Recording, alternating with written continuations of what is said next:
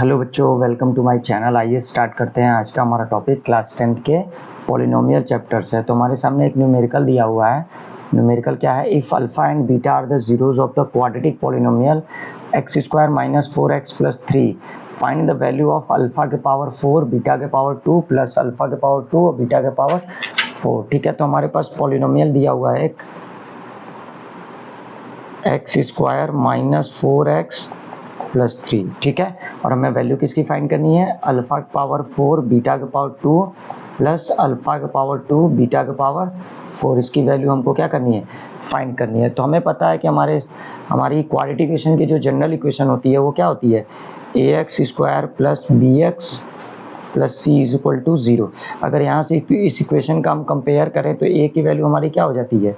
1, और b की value हमारी क्या हो जाएगी? -4, और c की वैल्यू हमारी क्या हो जाएगी? 3।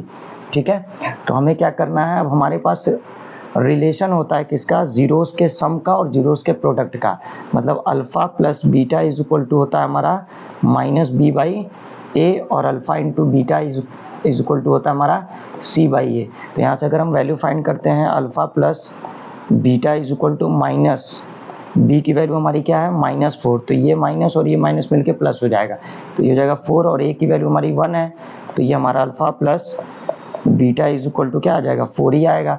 अब यहाँ पे alpha into beta is equal to क्या है? Alpha into beta is equal to हमारा है c/a, और c की वैल्यू हमारी क्या है? 3, और a की वैल्यू हमारी क्या है? 1 है, तो ये हमारा alpha into beta is equal to क्या हो जाएगा? 3। तो हमारे पास अल्फा प्लस बीटा और अल्फा इंटू बीटा की वैल्यू फाइंड हो चुकी है। अब हमें फाइंड किसका करना है? हमें ये वैल्यू फाइंड करनी है। तो ये क्या है हमारी? अल्फा के पावर 4 लिखते हैं, अल्फा के पावर 4 बीटा के पावर 2 प्लस अल्फा के पावर 2 बीटा के पावर 4। तो हम इसमें से क्या कर सकते हैं? हमें इसमें कॉमन दिख रहा है, तो हम अगर कॉमन देखते हैं तो हमारा के पास कॉमन क्या मिलेगा? Alpha square beta square. ठीक है, तो यहाँ से क्या बचेगा? अल्फा के पावर 2, और यहाँ से 2 पावर कॉमन हो जाएगा अल्फा का, और बीटा का 2 पावर, तो बीटा नहीं बचेगा। प्लस यहाँ से क्या हो जाएगा? अल्फा के पावर 2 कॉमन और बीटा के पावर 2, तो क्या बचेगा? बीटा के पावर 2 बचेगा। ठीक है, तो अल्फा स्क्वायर बीटा स्क्वायर को हम अल्फा बीटा का क्या लिख सकते हैं? होल स्क्वायर लिख सकते हैं। अब इसको हमें क्या करना है? हमें अल्फा प्लस बीटा बनाना है। तो इसके लिए हमें क्या करना पड़ेगा? इसको a प्लस बी का होल स्क्वायर बनाना पड़ेगा। तो उसके लिए हमें क्या करना होगा? Alpha square plus beta square plus 2 alpha beta, और हमने 2 अल्फा बीटा एक्स्ट्रा जोड़ा है। ठीक है, तो हमें इतनी वैल्यू क्या करनी होगी? माइनस भी करनी होगी, तो -2 अल्फा बीटा। ठीक है, तो ये हमारा हो जाएगा अल्फा बीटा का होल स्क्वायर, और यहाँ पे ये हो जाएगा ये alpha square plus beta square plus 2 alpha beta, ये मिलकर के हमारा क्या बन जाएगा? अल्फा प्लस बीटा का होल स्क्वायर, और ये -2 अल्फा बीटा हमारा क्या हो जाएगा?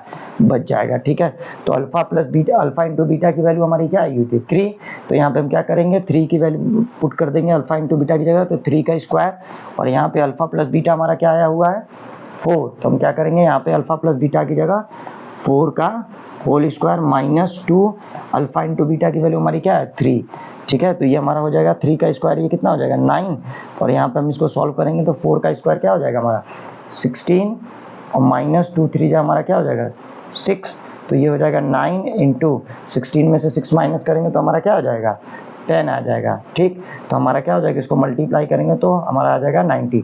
तो हमारी अल्फा के पावर 4 बीटा के पावर 2 प्लस बीटा के पावर 4 इंटू अल्फा के पावर 2 की जो वैल्यू हमारी आई है, ये हमारी क्या आ गई है? 90। यही हमारा क्या हो जाएगा? आंसर हो जाएगा। ठीक है, तो इसको हम इस तरीके से सॉल्व करते हैं। मिलते हैं नेक्स्ट वीडियो में। Thank you.